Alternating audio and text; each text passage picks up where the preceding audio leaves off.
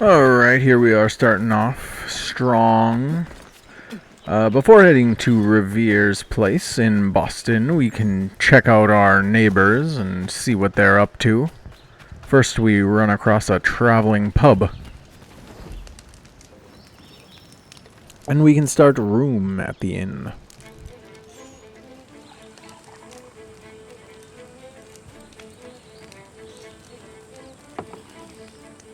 Hello, sir.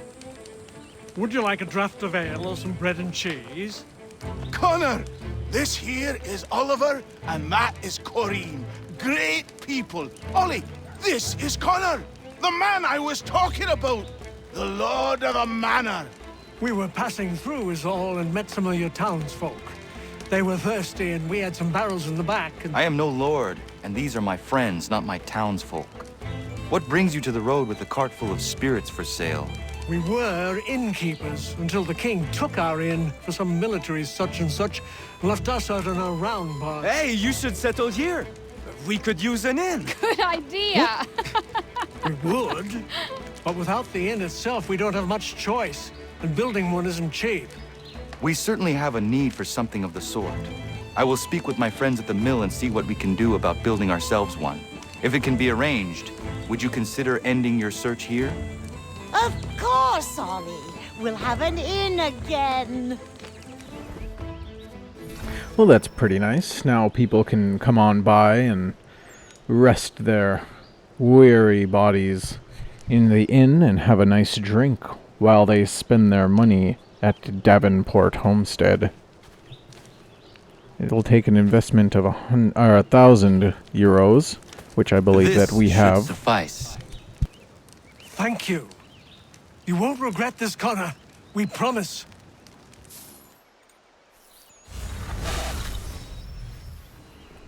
Well, that looks like a really nice place. For $1,000? I mean, kidding? Oh, wow, it's a lot bigger than I thought. It's got a horse stable and whatever that is back there. Wow, that's pretty awesome. Alright, well, I guess it doesn't look like I can get in that way. Perhaps we can get in through the front door. Oh, there we go. Perfect.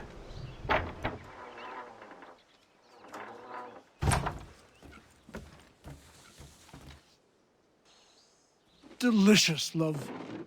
Connor, what brings you? I was passing by and I thought I would stop in and see how you were faring. Well, that's nice of you. Well, my boy, we are faring very well.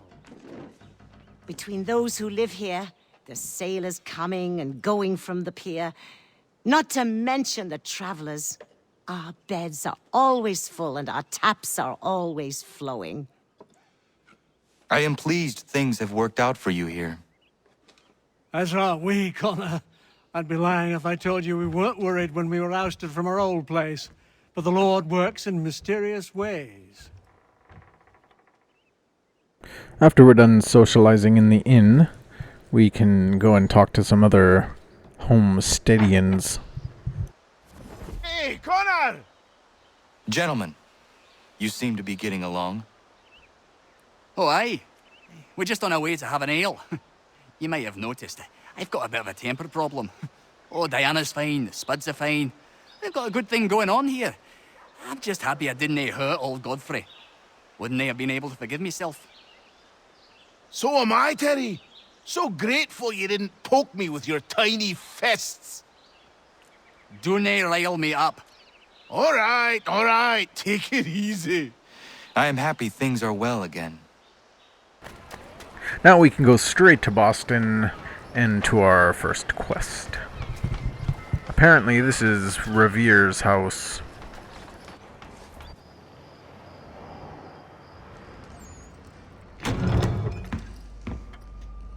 Ah, Connor! What a relief. You came. Allow me to introduce you to William Dawes and Robert Newman. Your letter said John Pitcairn was here. Aye. He's readying an assault on Lexington, where Adams and Hancock have taken shelter. After that, he will march on Concord, hoping to destroy our weapons and supplies. You must help us. Only tell me where to find him, and I will put a stop to this.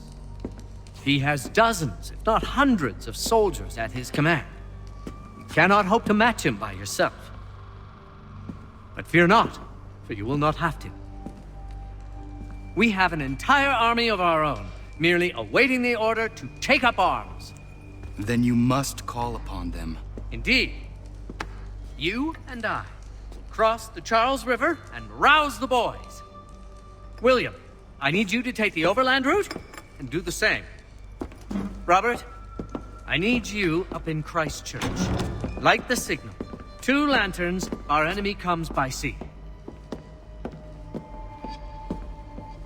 No time for dawdling, my friend. We have lives to save. Come on.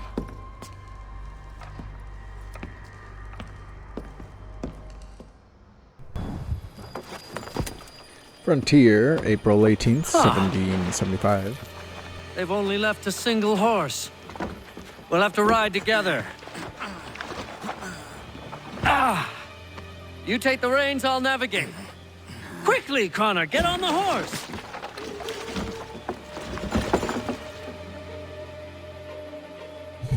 Connor's like, dude, you keep touching me. You didn't put the boat on shore. I'll guide you towards those we need to alert. Follow my directions, and we'll be done in no time. Wow. All right. William Dawes, Jr. was a Boston revolutionary and one of the riders sent out to warn Lexington and Concord that the British regulars were on their way the night of April 18th, 1775. The other rider was, of course, Paul Revere. While Revere took the route across the water to Charleston, Dawes took the longer road across Boston Neck. He arrived in Lexington shortly after Revere did. Dawes was a tanner by trade. These days he would make a fortune in New Jersey, the amount of tanning that goes on there. And while he wasn't politically active as Revere, he did wear a homespun suit to his wedding. Now, I know that doesn't sound intensely radical, but at the time it was quite a statement. At the time, the rebels were trying to enforce boycotts of British products like cloth and encouraging people to buy American by advertising his suit was locally made. Dawes was putting himself firmly on the Patriot side of the equation. He might as well have worn a bowler hat and a mask with the king's face on, though that would have been weird at a wedding. Next up, we have Robert Newman, born 1752. Robert was the sexton of Christ Church, known today as the Old North Church, and a personal friend of Paul Revere's. It was Newman who hung the lanterns from the church steeple to warn riders in Charleston that the British were marching on Lexington and Concord. 2 lanterns indicating that the British were traveling by sea. And because it's a pet peeve of mine, you may have heard that Newman put up the lanterns to warn Revere about the British approach. It's one of those historical details everyone seems to get wrong. Revere already knew about the raid, and in fact had been the one to pass the knowledge on to Newman. The lanterns were meant as a warning to lookouts in Charleston, a backup in case Revere was caught before he managed to leave town. Please learn this so you can impress girls on first dates, as I do. Though they often seem to so overwhelmed by it, they rarely call again. That's the power of knowledge, and it's dangerous. Newman had some difficulty with his clandestine plan, though his family home was serving as a boarding house, and several British officers were staying there. Newman managed to elude them by saying he was tired, going to bed, and escaping out a side window like something out of a cartoon. His friend John Pulling helped him get the lanterns to the top of the tower, while a third man guarded the church door. Newman was later questioned about his actions that night, possibly because a 20-something announcing his going to bed early is inherently suspicious. But he talked his way out of arrest and fled Boston. When Newman returned to the city, he went back to his old job as church sexton. There's evidence he took money to show tourists around the church crypt, including displaying the body of John Pitcairn, which might have something to do with Newman being replaced by a new sexton in 1788.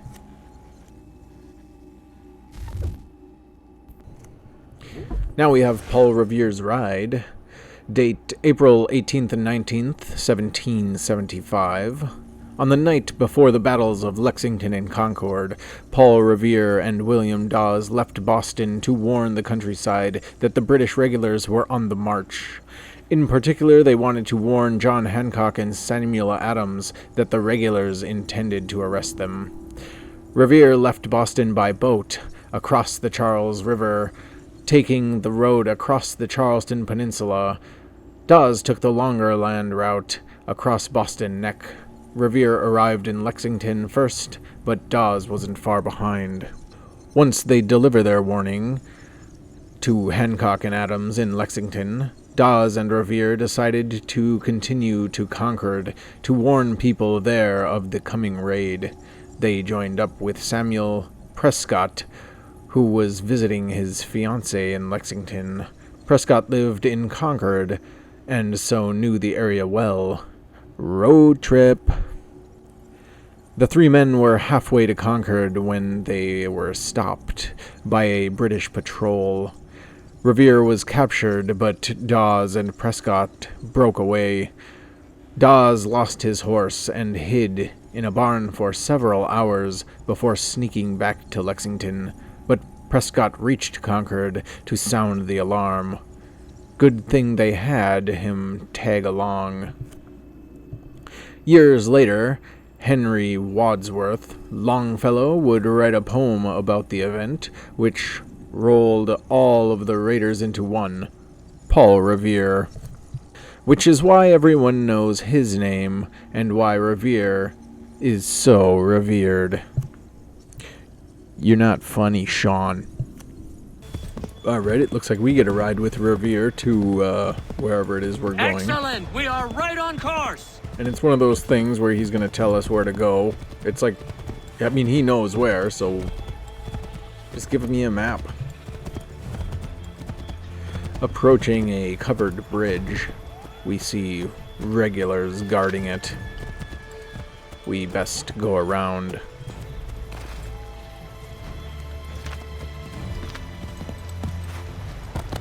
We can find some shallow spots along the river and make it to the other side. Be on the lookout for redcoats. Might be safer if we approach the house. On foot? Okay, that's what we'll do then, if you think it's safer.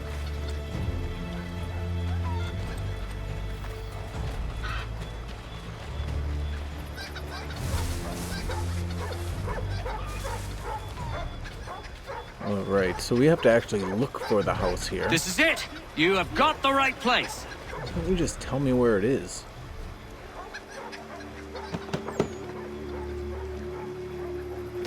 Also, I'm pretty sure they expect you Spread and the not word. me. The regulars are coming out. At once! Wow, that guy's, he's on top of it. Not trigger open conflict. Yeah, I'll try not to. Yeah, like they expect Paul Revere, and then they see this native dude standing there. They're like, what are you doing here? Alright, well here we go, across another bridge. And Here we it are. seems Best to continue There's- on foot. a little settlement here. It's either the barn or the house. Look at the barn real quick. Doesn't seem like anybody's here. We'll go to the house.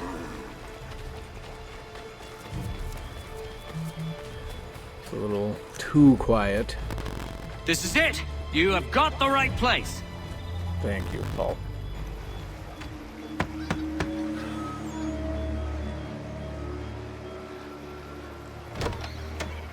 The regulars are coming. Here, we're here. Get them! He's like, what are you doing out? We've got to shake those redcoats. Curfew. You're past curfew. Alright, we gotta get rid of these guys, which is super hard, by the way. We've got to And- shake those Because redcoats. they keep shooting the horse is what happens. But eventually, I do get away from them. We need to lose them.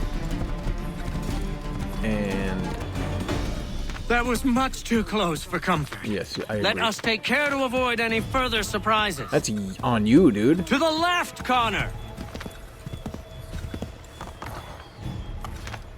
Come on, horsey. Let's go. Oh my gosh. Still a little jumps for us. Might be safer if we approach the houses on foot. We finally made it.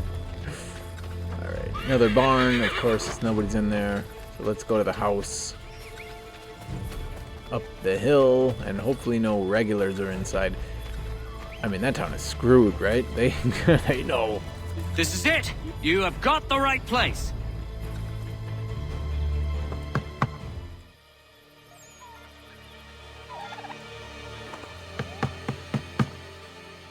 Where the devil is he? Are you sure we are in the right place? Oh, sure, I'm sure. Prescott? Evening, gents. Listen, the regulars are out. You need to rally your men. And, put on some trousers. At once.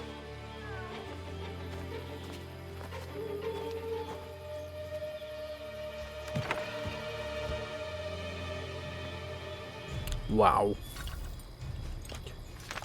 So we have Samuel Prescott, born 1751. When Paul Revere and William Dawes left Lexington on their way to Concord, they were joined by Samuel Prescott, a young doctor from Concord. Prescott was a member of the Sons of Liberty, a natural choice for an anti-British nighttime ride. Prescott was in Lexington that night to visit his fiancée. I assume that's the one who ran off. He was intending to return home late, a happy coincidence for Revere and Dawes.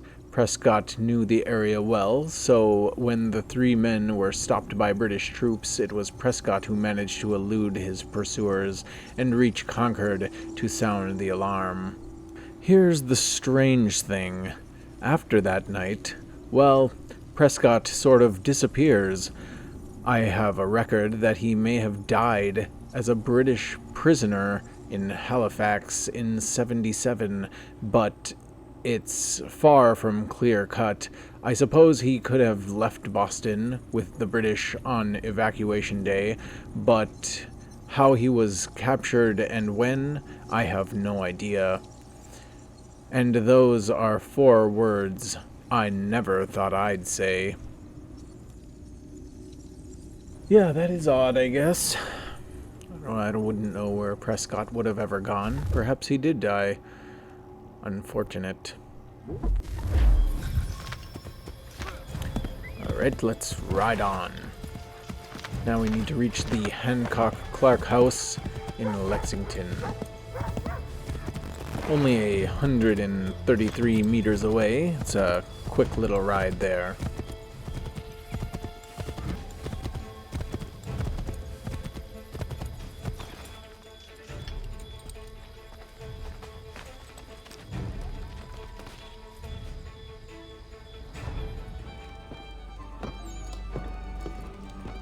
Paul, Connor. Good to see you. You need to leave. The Redcoats are coming. Aye, so Williams told us. Let them conduct their little search. They'll find nothing. You don't understand. Pitcairn intends to kill you. I'm afraid it's true. I suppose we have no choice then but to go. What of you three? Dawes and I will continue on to Concord. Connor, it's best you stay here and help our man John Parker hold the town. It'll give us time to spread the word.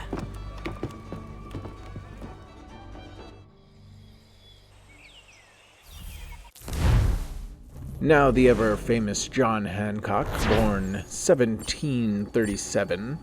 John Hancock was a Whig leader in Boston prior to the Revolutionary War, and went on to become the president of the Second Continental Congress, which was responsible for creating the Declaration of Independence. All very impressive, but most impressive of all was that his name would live on to be slang for signature. Now that's a legacy. One day, I imagine, Sean will be used by children to describe a world-weary sneer. I can but dream. Hancock was born in Massachusetts, the son of a reverend, but his father died when he was young, and John was sent to live with his uncle in Beacon Hill. Thomas Hancock ran a prosperous shipping business which John inherited when his uncle died in '64. Hancock was a noted businessman, and probably made at least some of this money smuggling, which he was tried for in 1768, though he was never convicted. He joined the Patriot cause after the Stamp Acts were imposed in '64. He went on to be one of the instigators of the Tea Party. In fact, after the revolution began, he was such a well-known rebel that when the Boston governor offered clemency to anyone who would lay down their arms, Hancock was specifically left out of the deal. Hancock's probably best known for signing the Declaration of Independence. His signature was the first on the document, probably because of that, and possibly because Hancock was known for being extravagant. His name is signed with a flourish written larger than any of the others. So now, in America, your signature is sometimes referred to as your John Hancock. I needn't explain why to some people that sounds a little bit dirty, but I will. It sounds like a penis reference. I mean, not really, you know. Next up, we have Paul Revere's Ride. The recent events, as tumultuous and striking as they are, cannot have earned victorious wreaths had it not been for the efforts of some few riders that gave warning to the towns and raised the Minutemen to their duty. These riders, chief among them Mr. Paul Revere and William Dawes, were sent out by Dr. Joseph Warren, who had come into the knowledge by sources undisclosed that a regiment of soldiers was to march that night to Lexington, where they were to arrest leaders of the Sons of Liberty, who were there spending the night. The regulars were then to continue to Concord to secure various arms there hidden about, including at Barrett's farm. Dr. Warren would not risk that his message would fail to be delivered among the townships. He cleverly made fast certain of his men, sending his message by diverse routes at once. To begin, Mr. Dawes left Boston by way of Boston Neck, using guile to pass the roadblock and continue through Roxbury in a circuitous route. Soon after, Mr. Revere entreated Captain Pulling to light lamps in the tower of the Old North Church, this being the signal to Charleston that the regulars were on the march. Revere himself took the chance of a life to row beneath the prow of HMS Somerset to arrive at Charleston himself and make the ride to Lexington directly. Revere altered his route to evade the night patrols along the way. In the event, both riders happily arrived at Lexington to warn Samuel Adams and John Hancock of the approaching regulars. Joined by Samuel Prescott, Revere and Dawes rode on to Concord, but were confronted by soldiers on the road. Dawes lost his horse and made his way back to Lexington on foot. Prescott led his horse to a daring leap of a wall and continued to Concord to raise the Minutemen. Revere was captured by the patrol and threatened with his life. He only secured his freedom when the soldiers heard fire from the hills of Concord and ran to join the battle. But Revere's adventure was not yet complete. Upon returning to Lexington, he was astonished to find John Hancock at the place, preparing to fight the oncoming soldiers as an officer. It fell to Revere to persuade Mr. Hancock that his place was not in the field. Mr. Hancock and Adams then removed themselves to a safer place, but failed to bring along a chest full of congressional papers, of which the discovery by the soldiers would cause difficulties. Mr. Revere returned to take possession of these papers before the soldiers arrived at Lexington Green.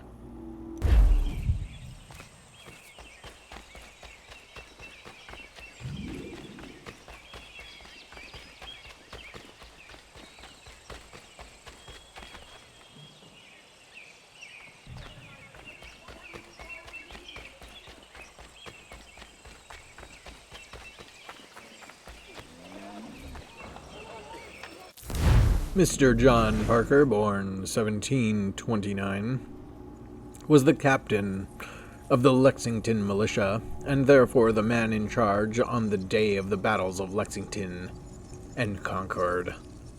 Parker was a farmer by trade, but since he'd been soldier in the French and Indian War, I know I can't read, but it's even harder when they don't put letters and words in things. He'd been a soldier in the French and Indian War.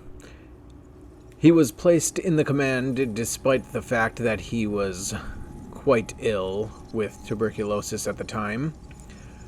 Parker went on to join the Continental Army in the siege of Boston, but was too ill to be involved in the Battle of Bunker Hill. Parker died in September 1775. The statue of the Minutemen on Lexington Green is said to be a representation of him, though since there are no pictures of Parker, the resemblance is sketchy at best. It's the thought that counts.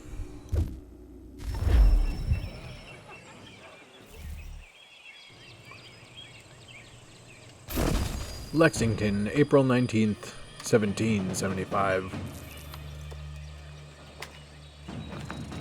Stand your ground, men!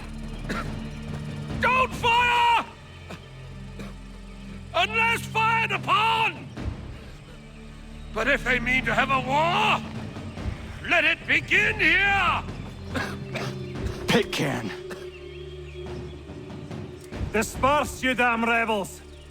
Lay down your arms and disperse! What the deuce are you doing? Hold your position! Cravens! Traitors! They are not coming back. You will have to make do with those who remain. Don't you lecture me on up. Return fire! Return fire! You need to get to Concord and warn the others. Show this to whoever leads there. Should be a man by the name of James Barrett. Go on now!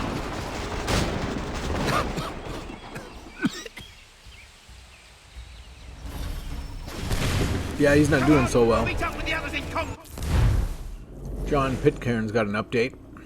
Let's see here.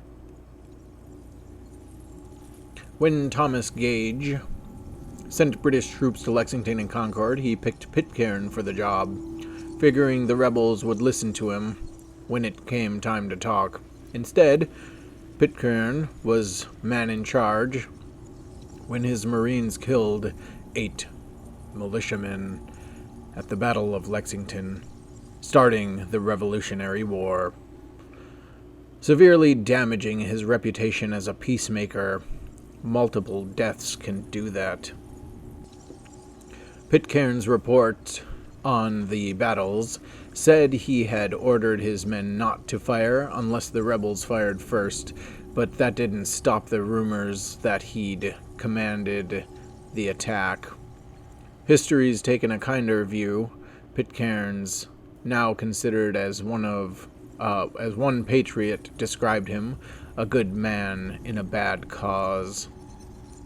I don't know how he missed it, but Lexington is a small farming community and the site of the first battle of the American Revolutionary. Okay, you're seeing this, right? All these errors?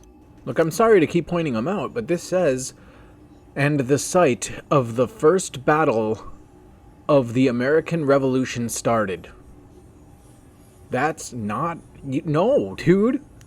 It's not correct. That is not correct. I thought it was just me. It's not just me. Oh my goodness. I hope that this does not continue into the next game. Whoever this is, fire them. Replace them and double check your work, Ubisoft. Please. I'm not being overly dramatic. The first battle took place on Lexington Green. On the morning of April 19th, 1775, British regulars passed through Lexington on their way to Concord, looking for hidden rebel weapon caches. Caches.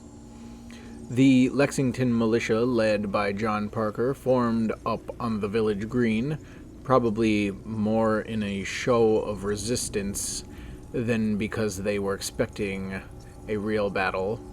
The militia was badly outnumbered, about 70 of them to 700.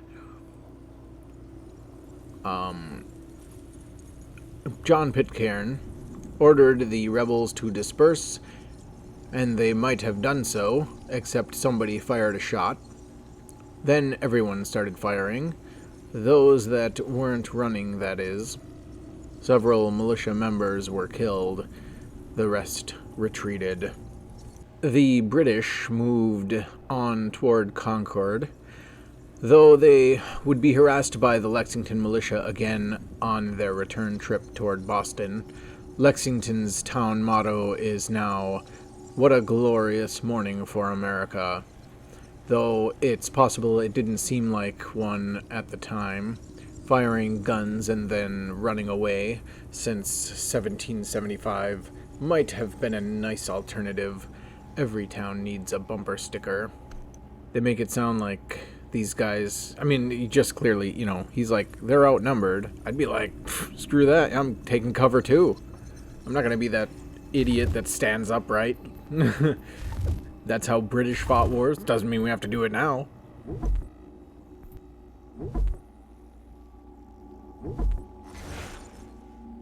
The Battles of Lexington and Concord.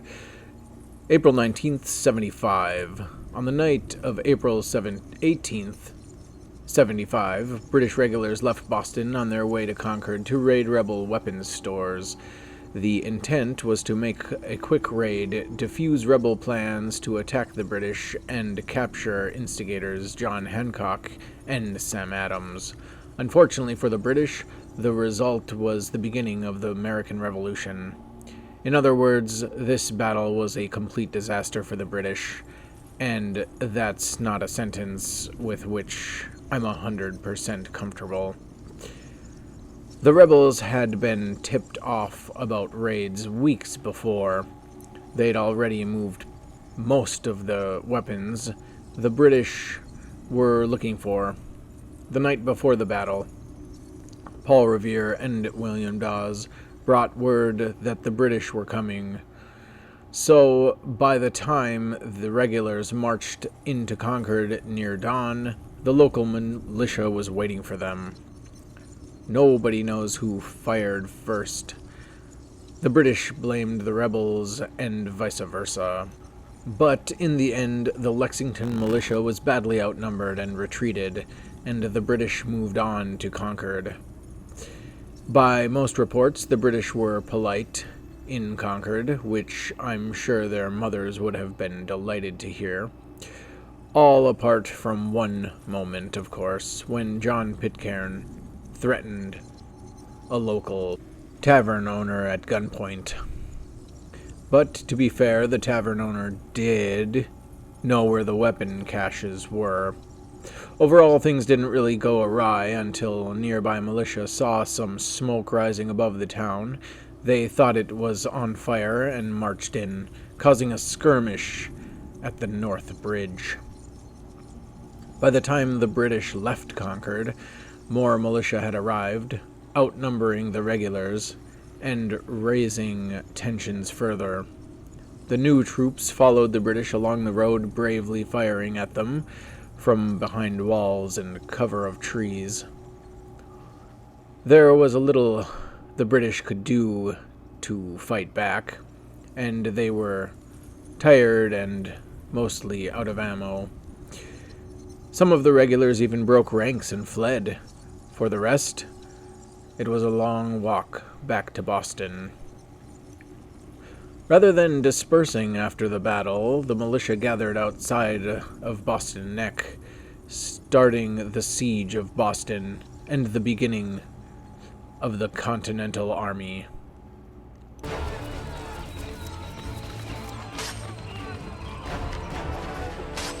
Now we need to get to Concord as fast as possible and deliver that letter.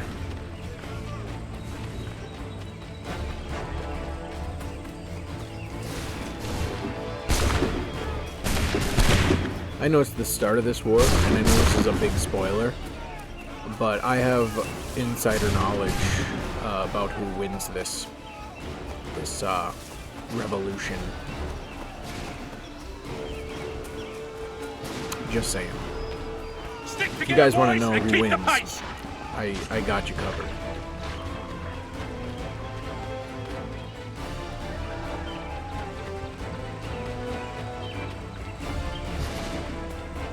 It's a bit of a long run. I think we'll skip the rest. And we made it just in time. Blood's been spilled in Lexington, and there's more to come. The regulars are on the march. You don't say. And why do you think I'm men up here? Go home, before you get yourself killed. I've enough to worry about without some green boy looking to play at hero. I can vouch for him. John Parker as well.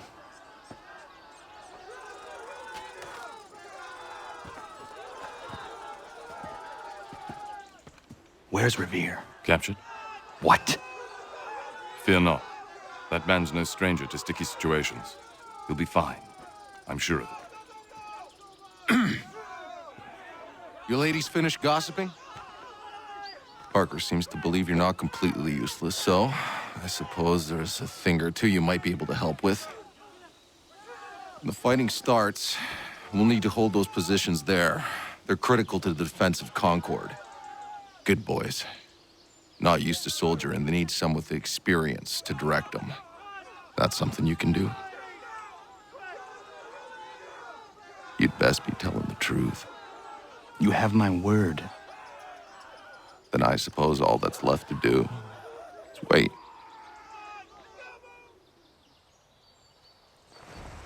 Parker made that letter while we were sitting there? How did he have the time? I didn't see him. Sir! Man the barricades! No! Ensure my men hold those positions. If the Red Devils break through, we're finished. What would you have me do? Listen carefully.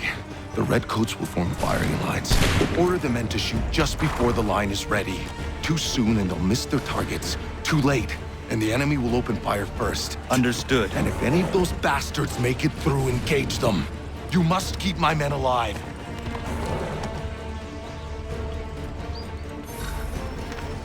James Barrett, born 1710, was a colonel in the rebel militia for Concord and the town's representative in the Boston legislature in the years leading up to the Revolution. Barrett didn't exactly want the position at the head of the militia. He was 65 when the war started. He had his pipe and slippers ready and probably just wanted to watch game shows. Unfortunately for him, experienced commanders were in short supply, and Barrett had fought in the French and Indian War. So, colonel it was. When the British came to Lexington and Concord, looking for rebel weapons caches, troops headed straight to Barrett's farm, where they were told they'd find the majority of the supplies. Of course, by the time they'd arrived, most of the weapons had been removed and hidden somewhere else. Barrett wasn't there, either. He was some distance away, organizing the militia march on the North Bridge and overseeing the eventual victory at Concord. I like this part. Fire! It's pretty cool, but it's also not great. It's very repetitive and stuff. But I do like it. It's kind of fun. You get to control your troops and all that stuff. And when the troops line up, like he said, you do that, take them out, and there's only like 3 groups you control. Hold fire! So you run from each. Wait for my signal. And eventually the British start coming a little bit more and a little bit more. Your horse neighs a little bit. But, Fire now! Do this. But we're gonna skip most of it. Hold fire! Fire now! So. All you really have to do is look at the mini-map. Once one turn's ready. Wait for my signal. Shoot! Fall back! Fall back!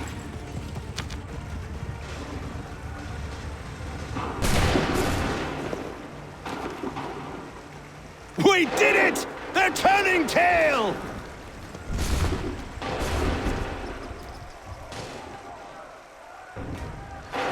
And that's victory for us at Concord.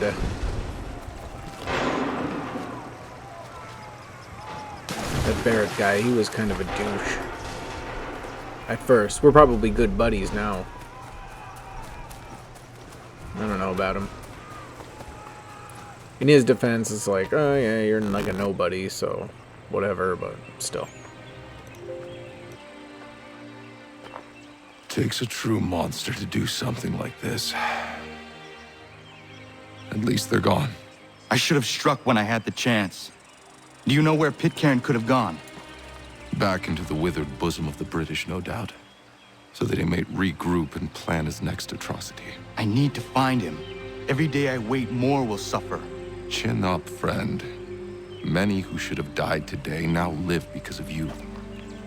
And what of them? We do the best we can with what we've got. It is not enough. It never is. Isn't that the truth?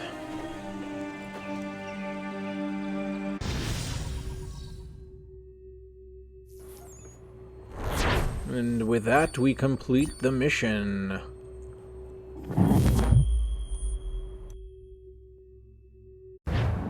for the support of the glorious cause. I beg they will accept my most cordial thanks for this distinguished testimony of their approbation.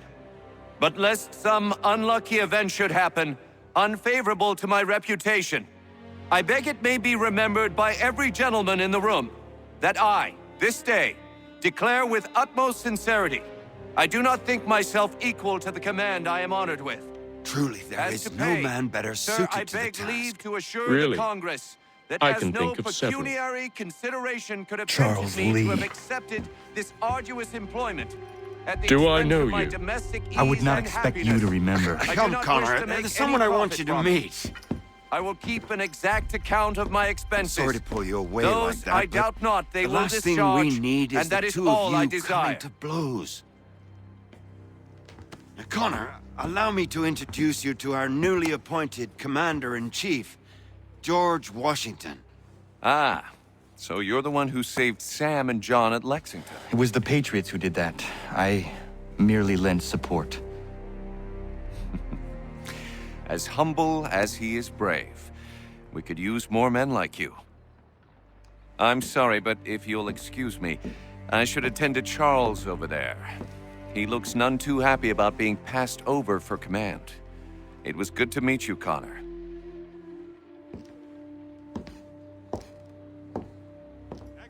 Tell me you have news of Pitcairn. I'm told he's taken shelter in Boston, where he's guarded by 1,000 redcoats. The only way you're gonna get at him is if we draw him out. Lucky for you, we're launching an offensive against the city in order to do just that. Israel Putnam has been given command of our forces. Present this to him and he'll provide whatever aid you require. You'll find him at the encampment on Bunker Hill. You have my thanks. No need. It's the least I could do. Pitcairn's a dangerous man. The sooner we're rid of him, the better. I would say the same of Charles Lee. Now that's an altogether different beast. Let us leave it for another day.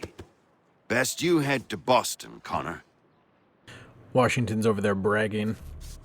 Hey, guess what? Did you hear what I got? Chuck? You piece of crap. I'm in charge.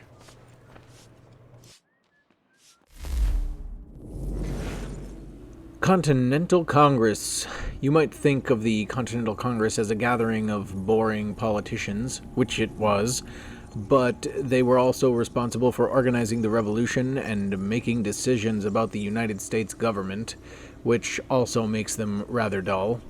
Sorry, important. I should actually say the Continental Congresses, because there's more than one. The first Continental Congress was convened in 74 in Philadelphia to oppose the closing of Boston Harbor following the Boston Tea Party, part of the coercive acts. All the politicians had such a lovely time at their first meeting that they agreed to have another party just exactly like it. And why not? Everyone loves a party. Right after the battles of Lexington and Concord, being men of great imagination, they called this the Second Continental Congress. This was the Congress responsible for writing the Declaration of Independence and forming the Continental Army, which George Washington as its with George Washington as its commander. So, despite their lack of flair for titles, they clearly had some thinkers among them. The Third Continental Congress was convened in 1781. It's sometimes known as the Congress of Confederation, and despite how mind-achingly tedious that sounds, they were responsible for forming a government for the brand new United States. Since getting everyone to agree on how that government should work took some time, the Confederation Congress met over the course of 8 years, ending in 1789, when the Constitution passed and they were replaced by the United States government. Now, I've been in some long meetings, but 8 years takes the biscuit. I pity whoever was recording the minutes. Lexington and Concord. Regulars confront militia. Shots fired. Americans, forever bear in mind the Battle of Lexington, where British troops, unmolested and unprovoked, wantonly and in a most inhumane manner fired upon and killed a number of our countrymen. The events, as well as can be discerned, transpired thusly. Alerted by messengers that a regiment of regulars was en route through Minatomi to destroy caches of munitions in Concord and vicinity, militia forces convened, drawing members from as far as Sudbury, Acton, Lincoln, and Bedford. The first such force stood against the regulars on Lexington Green, just 7 miles from Concord proper. Commanded by Captain John Parker, the colony militia, numbering some few dozens of members, stood ground as a brigade under Major Pitcairn marched in columns along the Concord Road. Accounts of what ensued remain confused, but militia members claim that they never fired any shot, but were fired upon by the regulars, suffering them 8 deaths and a number of wounded. Captain Parker led his men from the field, and the column of murderous regulars continued to Concord. At the town of Concord, another brigade of militia under command of Colonel James Barrett saw fit to fall back across the North Bridge, as the regulars numbered a much larger force. Atop a hill, Barrett watched the regulars search for munitions and was gladdened by the addition of militia forces arriving from diverse townships. In a short order, Colonel Barrett discovered that he outnumbered the small force of regulars sent to secure the bridge and commenced to march upon them. Some few of these endeavored to dislodge planks of the bridge to delay the advance of the militia, but were called off by their superiors. Volleys were exchanged, and men on both sides fell, resulting in the regulars quitting the field. The larger army force concluded its fruitless search and turned toward Boston, only to meet with a series of flanking maneuvers and attacks in formation by the militia. This force would certainly have been entirely destroyed had it not been for Brigadier General Percy's arrival with reinforcements to escort them back through hails of musket balls to Charleston. Thus have shots been fired between ourselves and our cousins from across the sea. The Rubicon has been crossed. Americans, liberty or death, join or die. Still here, are you? I was just wondering, what happens now? There's quite a lot to do. Commander Washington must determine when and where we'll strike next. And we need to get to work on our message. Message? We must contact the broadsheets at once. Ensure it's clear to everyone that it was the Loyalists who fired first in Lexington. But no one knows who fired first. Which is exactly why we must spread the news quickly. We'll determine public opinion. This seems dishonest. Perhaps, but so what? People must believe we acted in self-defense, else we've committed treason. But you have. Better to bow and scrape before a tyrant, then? Is that what you suggest? No, of course not. No one should be denied freedom. And yet, to change the truth, it seems a dangerous road to travel. Understand, Connor. This is a war fought not just on the battlefield, but within hearts and minds as well. There's nothing wrong with a bit of theater, especially if it saves lives.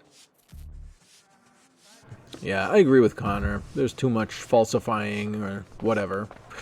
And who's to say that if they weren't like, well, we don't know who fired, but this is what's happening now, so boom. And I get Sam Adams' point to like, you're going to win the hearts of everybody or whatever. But, yeah, so there's something to think about, I guess. Anyways, we're going to end the episode here. And I'd like to thank you all for watching. Please do leave a nice comment down below if you made it this far and you hear me tell you that. Leave a thumbs up if you liked it. Thumbs down if you didn't. Consider subscribing. I'd like to have you around. But all in all, thank you for watching, and goodbye.